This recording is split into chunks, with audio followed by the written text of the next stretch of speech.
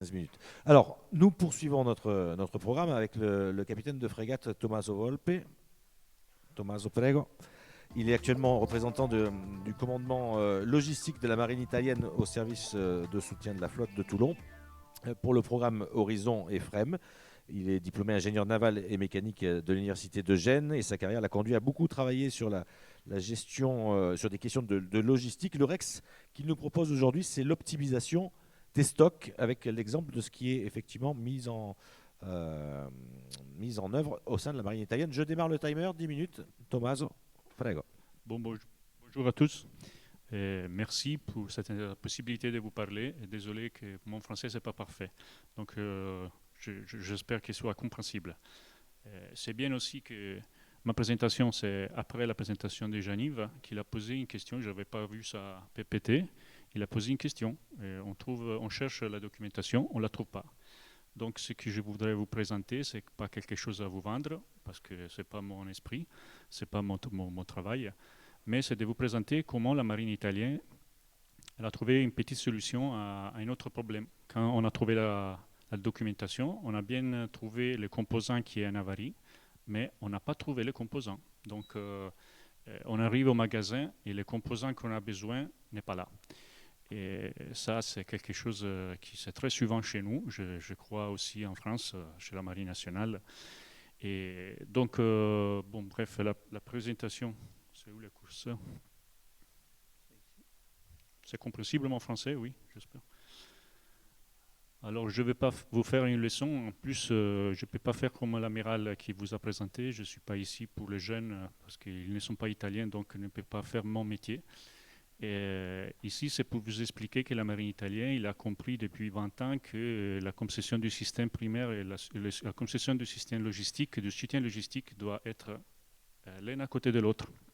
On ne peut pas penser comme on avait pensé avant, que les ingénieurs vont projeter un système, un bateau, et après, hop, c'est au MCO, au SSF de gérer les trucs, la question. C'est quelque chose de très important, de le mettre tous ensemble.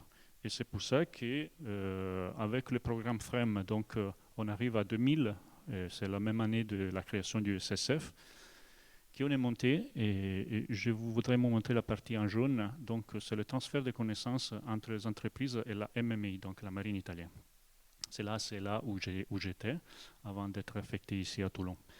Donc, on a vu que ce qui le constructeur voulait nous vendre pour soutenir nos systèmes n'était pas bon. Et alors, on a créé une équipe, un bureau, qui s'appelle le Centre d'expérimentation, il a le logo à nous, le Centre d'expérimentation et soutien naval qui est basé à La Spezia. Là, il a des officiers, des sous-officiers et du personnel civil de la marine italienne qui a étudié, qui ne c'était pas mon bureau avant, et ma spécialisation avant, et j'ai étudié pour comprendre pourquoi les entreprises voulaient nous vendre des choses qui n'étaient pas exceptionnelles pour nous. En effet, ce n'est pas une chose économique, c'est parce qu'ils demandaient aux sous-traitants, qu'est-ce qu'il faut acheter, qu'est-ce qu'il faut acheter.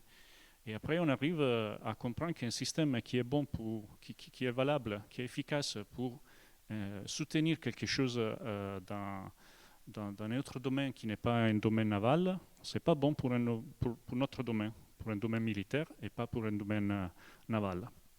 Donc, on a frappé à la porte de plusieurs entreprises pour chercher un outil qui pouvait nous aider. Je ne peux pas faire de la publicité, mais on a trouvé un petit outil on était obligé de modifier avec nos besoins.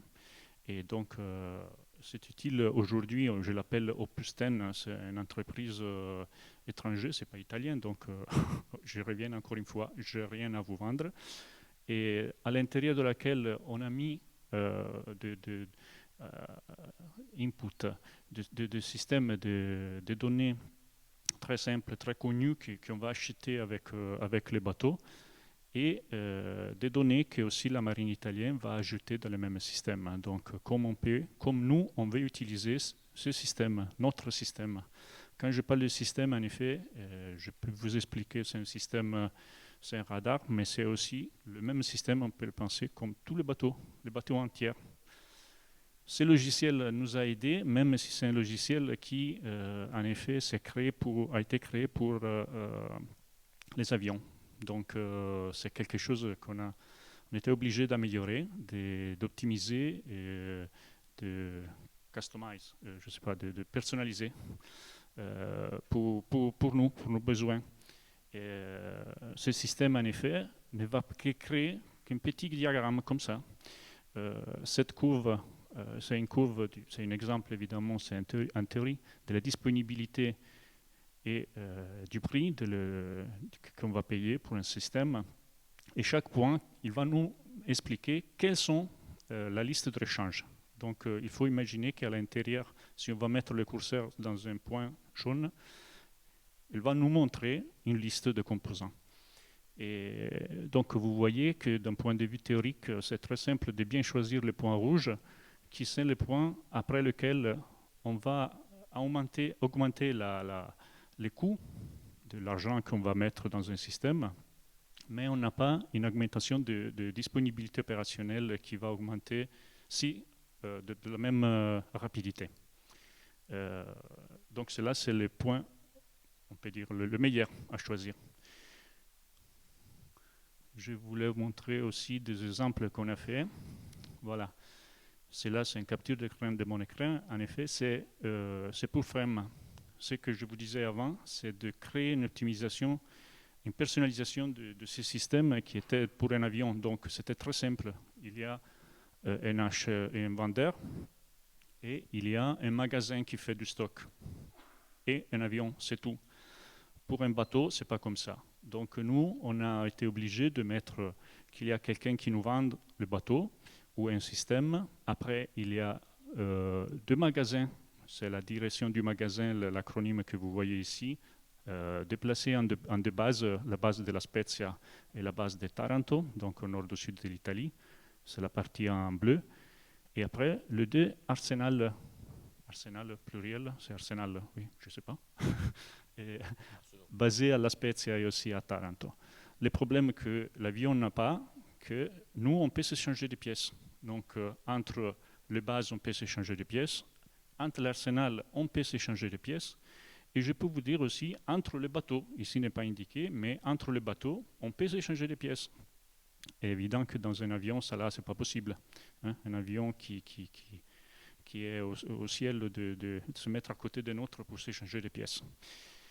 Et donc, le problème qu'on a eu, et que je voudrais vous remontrer encore une fois, c'est arriver au magasin, soit le magasin d'une direction du magasin, soit à l'arsenal ou le bateau qui est un magasin lui aussi, et de trouver les pièces duquel on a besoin.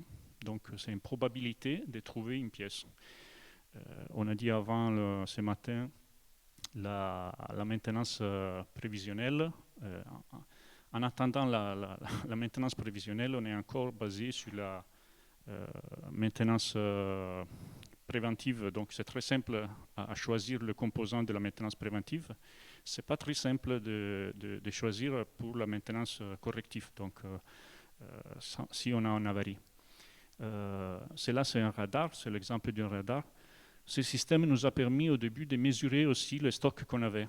Donc on avait déjà cité des stocks. On va mettre toutes les données de stock qu'on a déjà dans notre magasin dans ce système, dans ce logiciel, et il nous a donné les points rouges. Vous voyez que c'est beaucoup, on n'a pas bien choisi, on n'a pas bien acheté, cela c'est avant. Okay. Donc on a payé, mais la disponibilité opérationnelle qu'on a mesurée, c'est très mauvaise.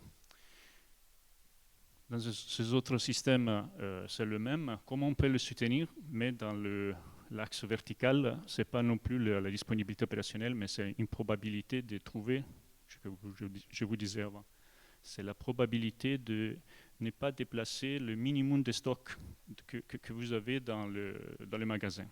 C'est un autre sujet auquel nous, on a été très sensibles. Je vais très rapidement parce que ce matin aussi, on a parlé des obsolescences. Et voilà, on peut vous montrer qu'avec ce système, on a étudié et on a mesuré l'MTBF. Nous, ça veut dire on n'a pas choisi l'MTBF, donc les données que les entreprises nous ont données, mais on l'a mesuré. au début, on a commencé avec le MTBF mesuré par les entreprises, par les constructeurs, mais après, on l'a mesuré donc en mise à jour. Okay, et c'est là, c'est un graphique qui peut nous montrer des obsolescences à 3 ans, 5 ans, 10 ans. C'est la dernière courbe la plus en bas, avec une obsolescence de 10 ans de ce radar, et va nous montrer qu'on arrive à une asymptote en effet. Donc on va jeter de l'argent à la mer sans obtenir une augmentation de disponibilité. Bon, c'est tout. En effet, où on va, bon, c'est aussi ce petit diapo, où on va, oui, je vais terminer. Voilà. Et où on va la marine italienne, donc c'est d'améliorer encore nos systèmes pour dimensionner, pour numériser, pour calculer, okay, pour calculer les stocks. Et c'est là, c'est la marine qui a choisi de le faire in-house, ça veut dire de le faire tout seul et de discuter avec les entreprises à ce sujet, parce que on n'était pas capable d'avoir le même résultat qu'on avait attendu.